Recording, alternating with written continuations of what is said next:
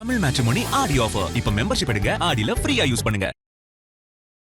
Sir cab auto பைக்னா red taxi மட்டும்தான். தீபம் விளக்கேற்றும் எண்ணெய் ஒரு தெய்வீக அனுபவம். நீங்க கடகராசியா? இந்த கடகராசிக்காரர்கள் வாழ்க்கையில வெற்றியை தாமதப்படுத்துறது எது? வெள்ளிக்கிழமை தன்ன அதெல்லாம் மற்றவங்களுக்கு, நமக்கு இல்லை. ஸோ அப்போ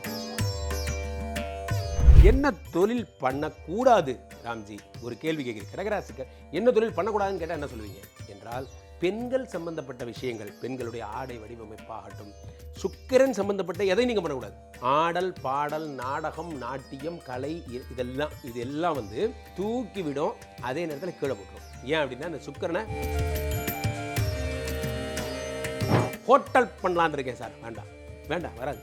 ஹோட்டல் லாட்ஜிங் பண்ணலான் இருக்கேன், வேண்டாம், நடக்காது. அதே மாதிரி திருமண மண்டபம் கட்டலாம், ஐயோ திருமணமே வேண்டாம். கடகத்தோட ஜென்ம எதிரி யாரு? கேது. கேது சார்ந்த விஷயங்கள் என்ன? அமானுஷம் எல்லாம் கேது. அப்ப இந்த சித்தர்கள் இந்த ஆவியோட பேசுறது ஜீம் பூம்பா சண்டா, இது வேணாம் வேணாம். அது பக்கம் நம்ம படிக்கலான்னு போனா கூட வேண்டாம். Hypnotism, mesmerism. நான் உங்க வீட்டுக்கு வரேன் இப்போ அப்படின்னு நினைச்சுக்கோங்க. உங்க வீட்டுக்குள்ள என்னென்ன செடி வைக்கலாம், என்னென்ன மரம் வைக்கலாம், உங்கள் வீட்டுக்குள்ளே என்ன பெட் அனிமல்ஸ் வைக்கலாம், உங்கள் பிஸ்னஸில் என்னென்ன பேர்லாம் வச்சுருக்கீங்க, உங்கள் வீட்டுக்குள்ளே என்னென்ன சாமி படம்லாம் வச்சுருக்கீங்க, இதை பற்றி பேசுவோமா? இதோட ஒருவேளை ஹார்ஸு இது பண்ணுறவங்க இதை வச்சுக்கோங்க. ஹார்ஸ் ரைடர்ஸ் பீச்சில் எத்தனையோ பேர் இருக்காங்க. இந்த அவங்களாம் கடகராசிக்காரங்களாக இருப்பீங்க. பெரும்பாலும் அந்த தொழில் உங்களுக்கு செட் ஆகாது, விட்டுருங்க. ஏன் இப்போ பணம் வரலான்னு புரியுதா உங்களுக்கு? பூச நட்சத்திரக்காரர்கள் எதை வைக்கக்கூடாது? மந்தாரை, செண்பகம், ஜாதிமல்லி. ஜாதிமல்லி பூச்சரமே சங்கத்தமிழ் வேணாம், நமக்கு அது வேணாம். உங்களுக்கு எப்படி ஜாதி வேண்டாமோ அது மாதிரி.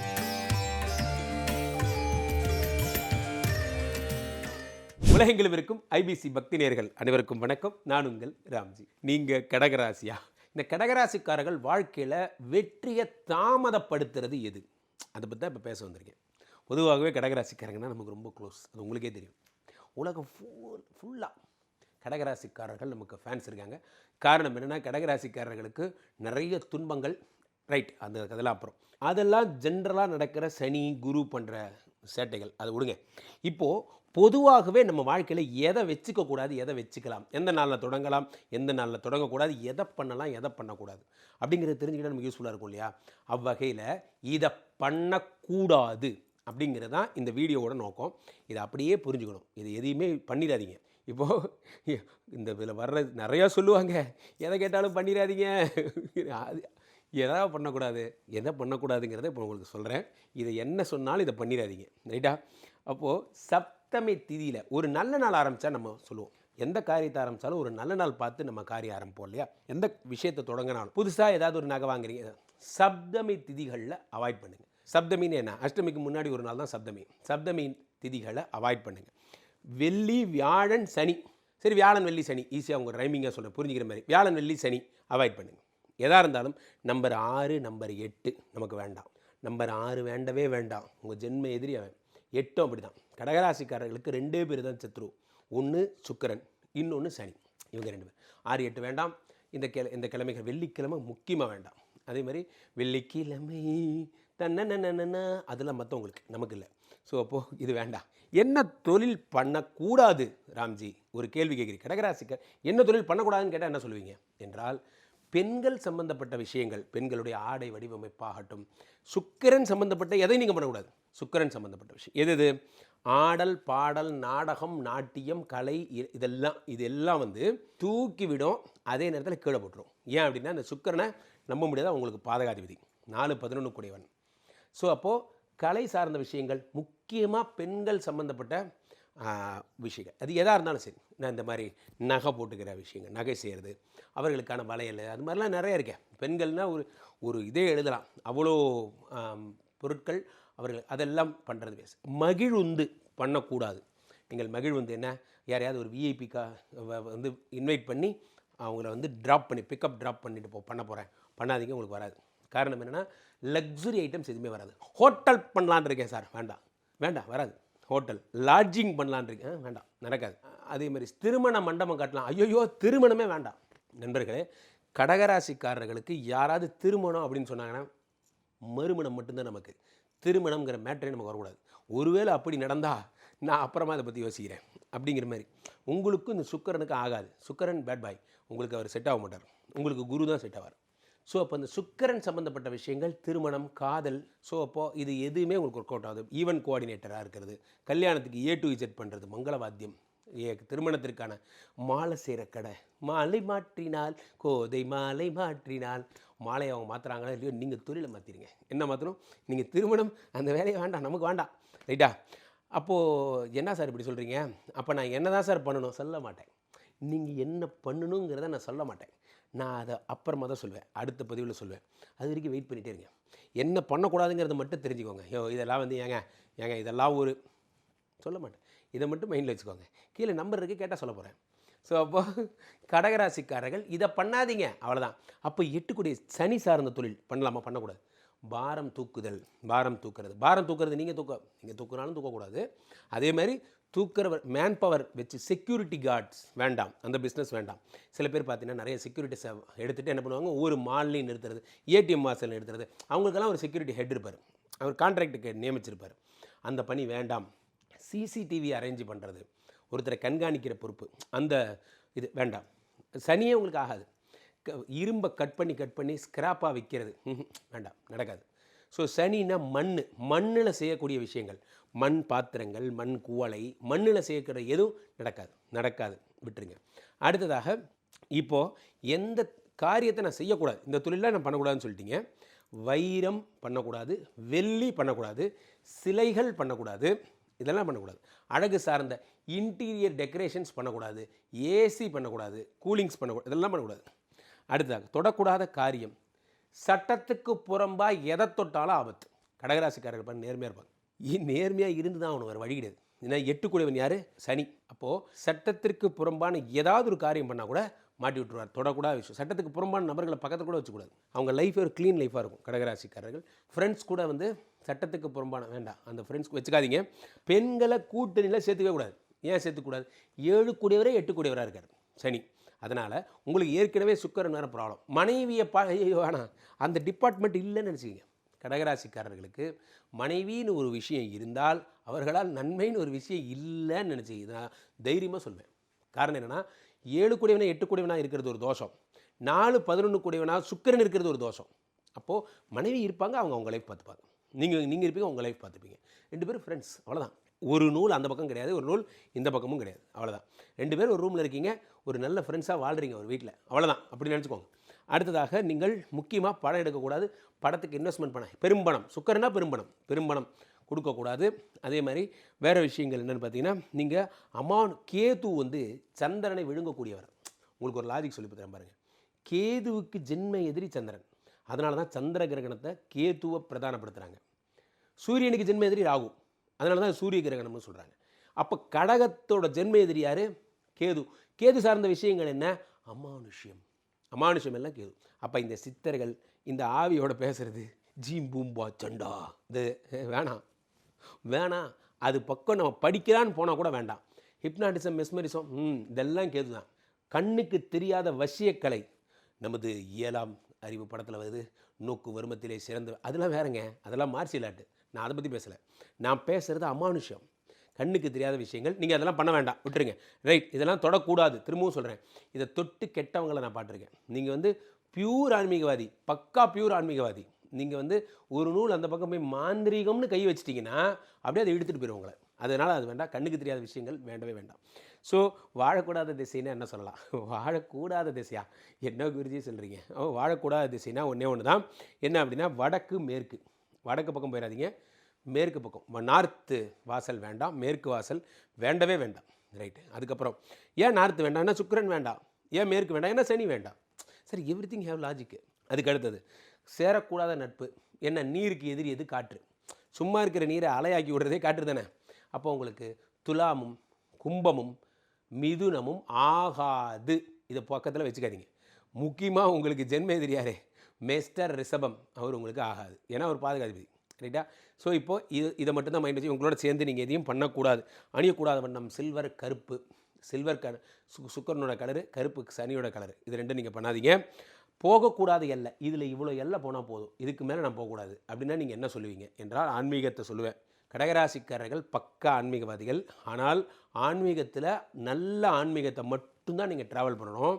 நீங்கள் ஆன்மீகத்துக்கு அப்பாற்பட்ட சக்திக்குள்ளே ஏதாவது போனீங்க, இதை எது இயக்குது, இப்போது திடீர்னு பார்த்தீங்கன்னா சும்மா இருக்கிற பொம்மையை எந்திரிச்சு அப்படி பறக்க விட போகிறேன், இது ஏதாவது பண்ணிங்கன்னா அது என்ன ஆகிடும், மூளை குழப்பி விட்ருவார். கேதுங்கிறது என்ன, விஷம், பாம்பு.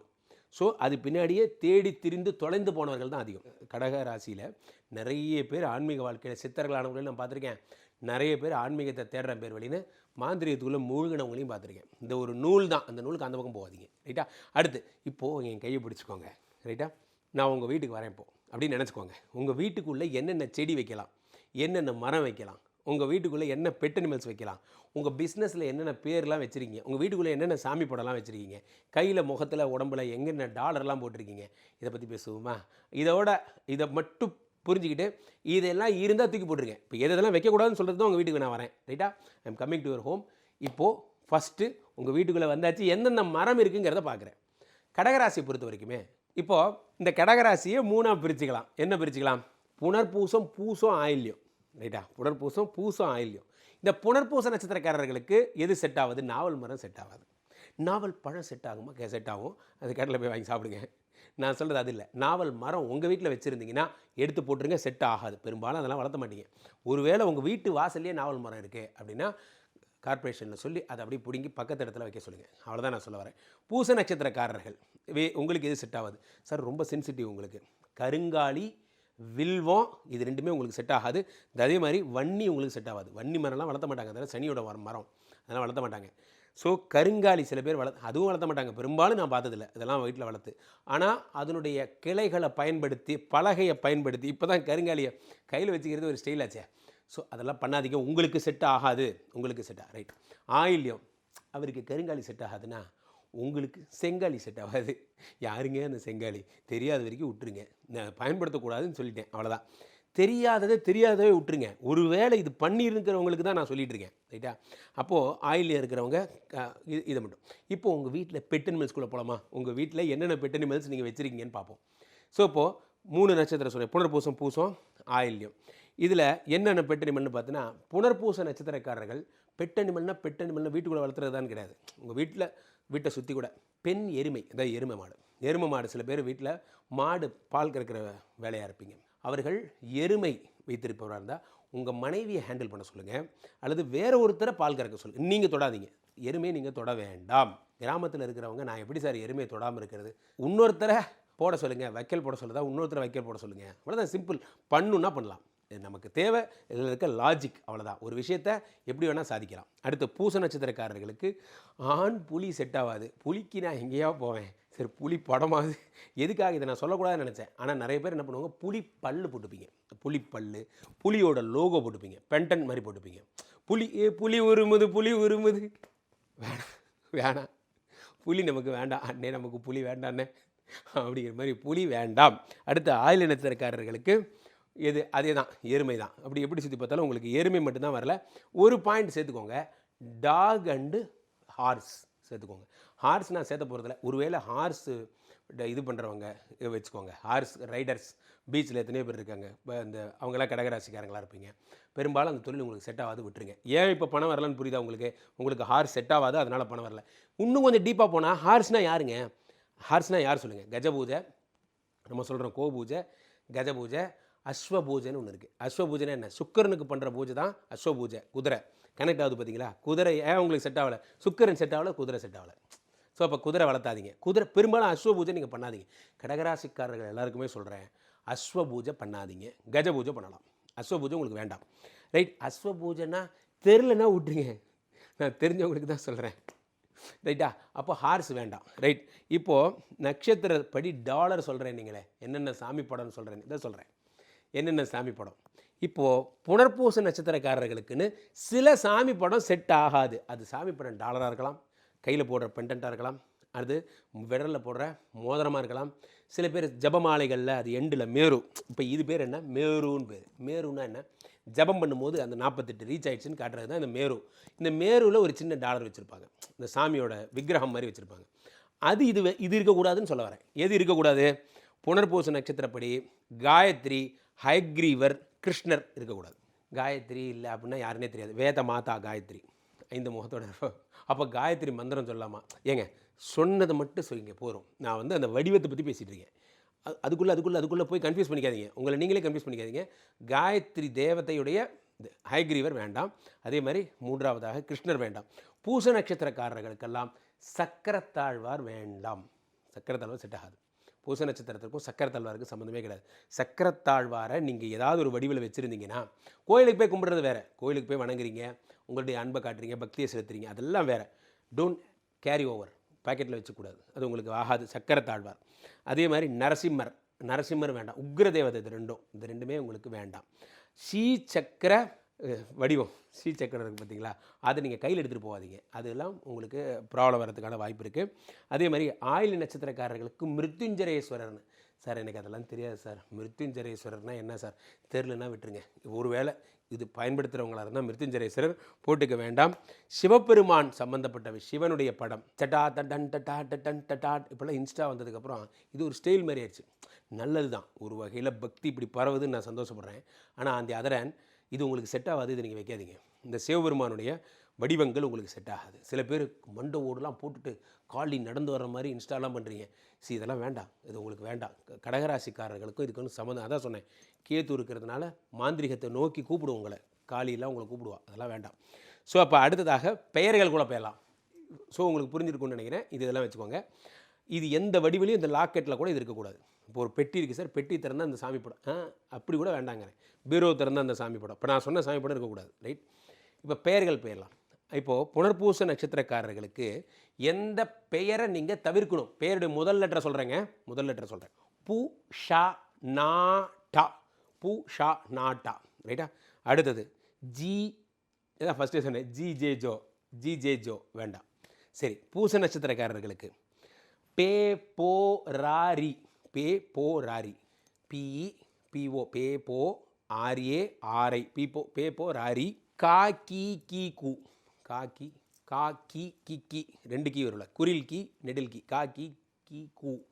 இது வேண்டாம், இதெல்லாம் வேண்டாம். அடுத்து ஆயுள் நட்சத்திரக்காரர்கள் ரூ ரே ரோ. ரூ ரே ரோ. ரூ ரே ரோ இது வேண்டாம். அதே மாதிரி கு கோ கா கி. ராம்ஜி நான் ஃபாலோ பண்ணவே இல்லை. ஃபாலோ பண்ணுங்கள். 2 செகண்ட் ஓட்டி விட்டு ஃபஸ்ட்லேருந்து பாருங்கள், டைம் இல்லை. ஸோ இதுதான் உங்களுக்கு ஆகக்கூடிய லெட்டருடைய ஃபஸ்ட் லெட்டர். இந்த லெட்டருடையது உங்கள் பிஸ்னஸாக இருக்கக்கூடாது. இந்த லெட்டருடையது உங்களுடைய பெயரின் இல்லத்தின் பெயராக இருக்கக்கூடாது. சில பேர் என்ன பண்ணுவாங்க, அனந்த பவனம்னு வீடு பேர் வச்சுருப்பாங்க. அந்த வீடு பேர் வந்து பார்த்திங்கன்னா இப்போ நான் சொன்ன பேரில் வச்சுருப்பாங்க. ரைட்டா. அந்த பெயர் இருக்கிறவங்களாக இருந்தால் அதை மாற்றிடுங்க. இந்த பெயரில் உங்கள் இல்லத்தின் பெயர் இருக்கக்கூடாது. அடுத்ததாக நீங்கள் பார்க்க வேண்டியது என்ன, மலர்கள், பூச்செடி. உங்கள் வீட்டில் என்ன பூச்செடி வச்சுருக்கிறது, அதோடு முடிச்சிடலாம். ஸோ என்ன பூச்செடின்னு பார்த்தீங்கன்னா, பெரும்பாலும் புனர்பூச நட்சத்திரக்காரர்கள் எதை வைக்கக்கூடாது என்றால் என்ன சொல்லலாம்னா, செந்நிற ரோஜா, பாரிஜாதம். செந்நிற ரோஜா செடி வேண்டாம். என்ன ரோஜா செடி, பாரிஜாதமும் வேண்டாம். பூச நட்சத்திரக்காரர்கள் எதை வைக்கக்கூடாது, மந்தாரை, செண்பகம், ஜாதிமல்லி பூச்சரமே சங்கத்தமிழ் வேண்டாம். நமக்கு அது வேணாம். உங்களுக்கு எப்படி ஜாதி வேண்டாமோ அது மாதிரி ஜாதி மல்லியும் வேண்டாம். ஸோ அந்த மாதிரி பூச நட்சத்திரக்காரர்கள் விரிந்த சிந்தனையுடையவர்கள். ஜாதி மல்லி என்னென்ன சொல்ல வேண்டியிருக்கு, இது சொன்னால் தான் உங்கள் மைண்டுக்குள்ளே போகும், அதனால் சொல்கிறேன். ஜாதி மல்லி வேண்டாம். அதே மாதிரி செண்பக மலர்கள் வேண்டாம். செண்பகம் யாரும் வளர்த்த போகிறதில்ல. So Shenbagam is the Kaur which is in the house. செண்பகமே அது வேறு, இது வேறு, அது வேறு. ஸோ அப்போது ஆயில்ய நட்சத்திரக்காரர்கள் மஞ்சள் அரளி அது வேண்டாம். நீலோத்பவம்னு ஒரு புஷ்பம் இருக்குது, அது வேண்டாம், விட்டுருங்க. அதே மாதிரி வில்வ பூ இந்த நாகலிங்க பூவில் இருக்கு பாருங்கள், அந்த பூ, அதெல்லாம் வேண்டாம். இப்போ நான் சொல்கிறதெல்லாம் வேண்டாம்னு சொல்லிட்டு இருக்கேன். இவ்வளோ தான் கடகராசி. இப்போ நான் சொன்னது தான் கடகராசி. ரைட்டா. நான் என்ன சொல்ல வந்தேங்கிறத ஒரு லைனில் சொல்கிறேன். Don't believe ladies. அது உங்களுடைய பெரிய ப்ராப்ளம். ஒரு வரியில் சொல்லிட்டேன். யுவர் ஃபேமிலி லைஃப் இஸ் அது வேறு, தொழில் வேறு. Don't mingle both. ரெண்டுத்தையும் சேர்த்த கூடாது. ரைட். 3வது பாயிண்ட்டாக என்ன சொல்லலாம், 3வது பாயிண்ட்டாக நீங்கள் ஆன்மீகத்துக்கு போகலாம். ஆன்மீகத்துக்கு இந்த பக்கம் இருள் பாகம் இருக்குல்ல, அதுக்குள்ளே போகக்கூடாது, அது வேண்டாம். ரைட்டு. அடுத்ததாக என்ன சொன்னேன், சனியே உங்களுக்கு பிரச்சனைங்கிறதுனால சட்டத்துக்கு விரோதமான நண்பர்கள் இருந்தால் கூட கட் பண்ணிடணும், அதை நான் சொன்னேன். இதெல்லாம் மட்டும் மைண்டில் வச்சுக்கோங்க. அதே மாதிரி உங்களுக்கு எதெல்லாம் வளர்த்தக்கூடாதுன்னு நான் சொல்லியிருந்தேன். பெரும்பாலும் எருமை தான் வருது. எருமை உங்களுக்கு ஆகாதுன்னு வருது. அதே மாதிரி ஜாதி மல்லி வருது, ரோஜா வருது. பெரும்பாலும் இதெல்லாம் தான் நீங்கள் தொடக்கூடாதுன்னு வருது.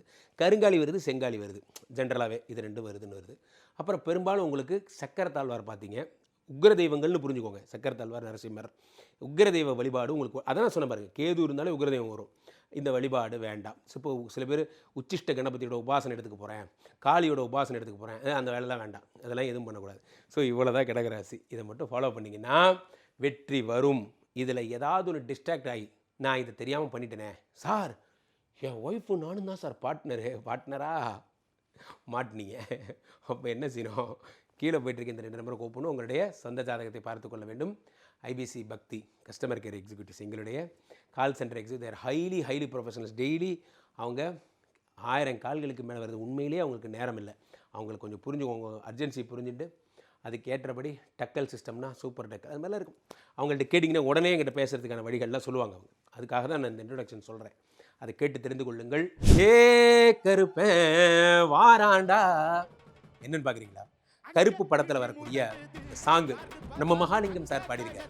இது நேராக கேட்டால் எப்படி இருக்கு? ஐபிசி பக்தி பரவசம் 2026 நம்ம வாணி மஹாலில் கோவை கமலா மேடத்தோட இன்னும் நிறைய செலிபிரிட்டிஸ் ஐபிசி பக்தி பரவசம் நிகழ்ச்சிக்கு வராங்க. லைவாக இந்த பாடலை கேட்க, அந்த வைபுக்காகவே நான் வரேங்க. இந்த பாடலை கேட்கணுங்கிறதுக்காகவே வரேன். நீங்கள் எல்லாரும் வரணும், அது என்னுடைய கோரிக்கை. முக்கியமாக அனுமதி இலவசம்.